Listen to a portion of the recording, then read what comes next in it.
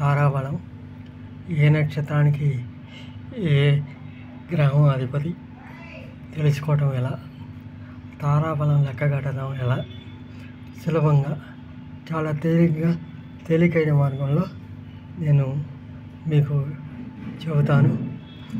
మీరు తెలుసుకొని ఈజీగా మీ యొక్క రాశి ఫలాలు అన్ని ముహూర్తాలు అన్నీ తేలిగ్గా నేర్చుకుంటారని అనుకుంటూ ఇది మొదలుపెట్టాను.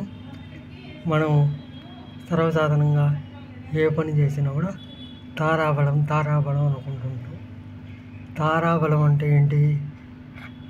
ఏ నక్షత్రం అయితే చంద్రుడు ఉన్న రాశిలో ఉన్నదో ఆ రాశి మీ రాశి, ఆ నక్షత్రమే తార.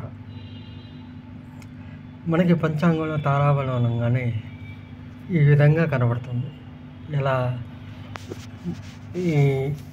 ఈ చక్రం చూశారు కదా, అశ్విని, మఖ, మూల ఈ 3 నక్షత్రాలు ఒకే త్రయానికి చెందినవి.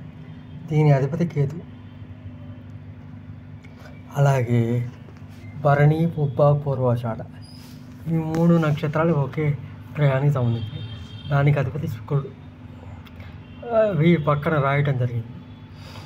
అలాగే నెక్స్ట్ కృత్తిక, ఉత్తరాషాఢ దీనికి అధిపతి రవి. ఆ విధంగా మీ యొక్క నక్షత్రం ఏంటి, ఆ నక్షత్రానికి అధిపతి ఎవరు, ఆ అధిపతిని బట్టి మీరు ఏ రాశిలో పుట్టారో ఆ రాశ్యాధిపతి యొక్క నక్షత్రాన్ని బట్టి మీ యొక్క ఏ దశతో మీ జీవితం ప్రారంభమైంది అనేది జాతకం వేయకుండానే చెప్పొచ్చు అనమాట. ఉదాహరణకు మీరు అశ్విని, మఖ, మూల నక్షత్రాలు పుట్టారంటే ఆ నక్షత్రానికి కేతు అధిపతి అవుతాడు. కాబట్టి మీ జీవితం పుట్టంగానే శిశువు దశలో కేతు దశతో ప్రారంభమవుతుంది. అదే అశ్విని యొక్క నక్షత్రం మొదటి పాదంలో 24 గంటల సమయం ఉన్నప్పుడు కనుక పుడితే అప్పుడు 1వ పాదంలో పుట్టినట్టు అవుతుంది. అప్పుడు కేతు దశ 7 సంవత్సరాలు పూర్తిగా ఉంటుంది. అలా కాకుండా భరణి అశ్విని 2వ పాదంలో కనుక పుడితే కేతు అయిపోయి మరికొన్ని దశలు అయిపోతాయి. అవి మళ్ళా లెక్కగట్టి వేరే దశతో మొదలవుతుంది. ఆ విధంగా ఒక నక్షత్రం ఒక రోజులో సగం, మరో రోజులో సగం 24 గంటల పాటు ఉంటుంది.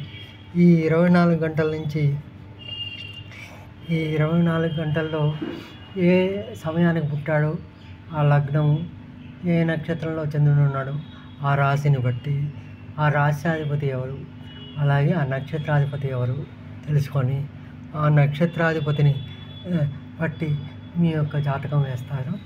ఆ నక్షత్రాధిపతి యొక్క దశే మీరు పుట్టంగానే జరిగే దశ. ఆ విధంగా మీరే జాతకం వేయకుండానే సింపుల్గా ఈ టెక్నిక్ ద్వారా మీరు ఇప్పుడు ఏ దశలో ఉన్నారో తెలుసుకోవచ్చు అన్నమాట. మరిన్ని విషయాలు మరొక వీడియోలో తెలియజేస్తాను. మీకు ఇది నచ్చిందని, అర్థమైందని భావిస్తున్నాను. ఇక్కడ వరుస క్రమం రాశాను.